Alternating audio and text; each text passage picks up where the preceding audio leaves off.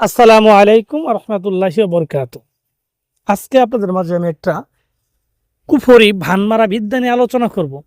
তো আজকে যে বিদ্যাটা নিয়ে আলোচনা করব 100% একটা কুফরি বিদ্যা এবং কার্যকরী একটা বিদ্যা। এটা দিয়ে যারা পূর্বে কাজ করছেন এই তাবিজটা দেখে হয়তো বুঝতে পারছেন যে এই নিয়মটা দেখেই যে এই নিয়মে যারা যদি কাজ করে থাকেন কেউ, হ্যাঁ দেখবেন 100% কাজ হয়েছে তাদের। এটা আমি বলে দিলাম আগে অগ্রিম।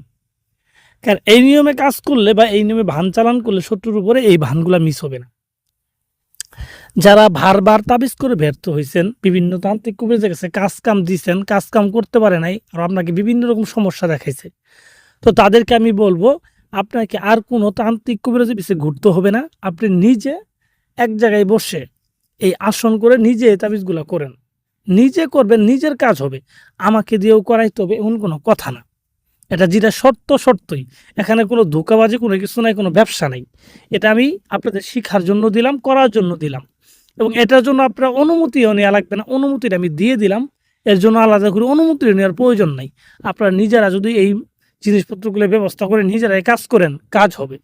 এইটা আমি করলেও যেমন হবে, আপনি করলেও তেমন হবে। আসলে যে তাবিজগুলো কাজ এগুলা কিন্তু এমনিতেই এখানে অন্য কোনো কিছু নাই।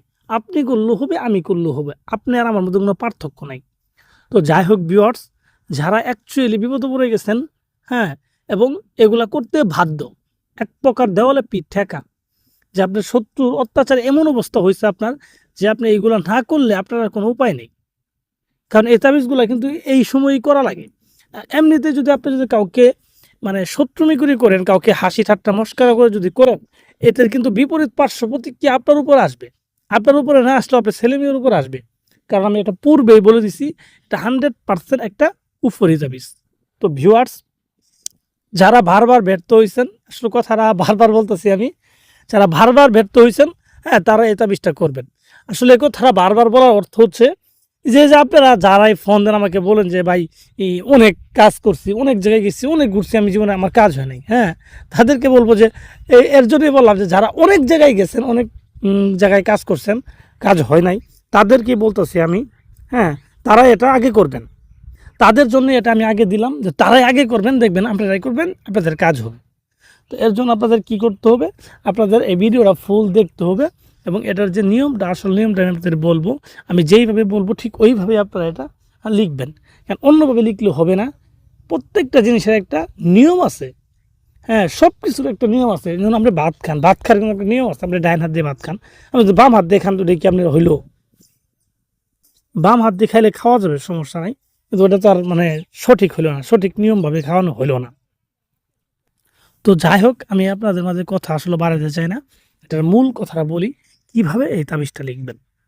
এই তাবিজটা লেখার পূর্বে যে কোনো একটা শনি অথবা মঙ্গলবার দিন তাবিজটা লিখবেন। যেহেতু কুফুরি তাবিজ, এটা শনি মঙ্গলবার দিন আপনারা লিখবেন, হ্যাঁ, লিখবেন।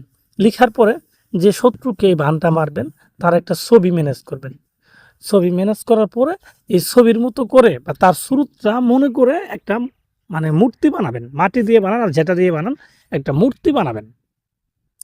মূর্তি বানাবেন, হ্যাঁ, মূর্তি বানাবেন অবশ্যই, কিন্তু ঝাঁকে মারবেন তার কথা মনে মনে ভাইবে কিন্তু এটা মূর্তিটা বানাবেন।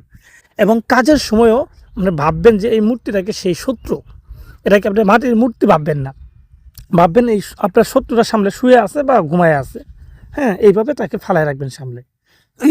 অবশ্যই আমি যেইভাবে আসন সাজাইছি, সামনে আগরবাতি মোমবাতি এগুলা আপনার কাছে যতটুকু পারেন, যতটুকু সামর্থ্য আছে আপনি এগুলো করবেন। আর আপনার কাছে আর এত কিছু থাকবে না। আপনি সর্বোচ্চ কী করবেন, মোমবাতি জ্বালাবেন, আগরবাতি জ্বালাবেন, ধূপ জ্বালাবেন, হ্যাঁ, ধূপ জ্বালাবেন, এই তিনটা জিনিস আপনি জ্বালাবেন। আর প্রয়োজনে শরীরে সুগন্ধি মেখে নেবেন, আতর সুগন্ধি এগুলো মেখে নেবেন। তো ভিউয়ার্স, যারা এটা করবেন, হ্যাঁ, করুন। এইভাবে শত্রুকে করার আগে নিজের শরীরটাকে একটু বন্ধ করে নেবেন, নিজের শরীরটা বন্ধ করে নেবেন। বন্ধ করে নেওয়ার পর আপনি এই কাজটা শুরু করবেন। তো দেখেন এই তাবিজটা লিখলেন আগে, তাবিজটা লিখার পরে এই যে মূর্তি যে রাখছি সামনে, এই মূর্তিটাকে, হ্যাঁ, এই মূর্তিটাকে আপনি এই পেটটার ভিতরে ফালটা করবেন।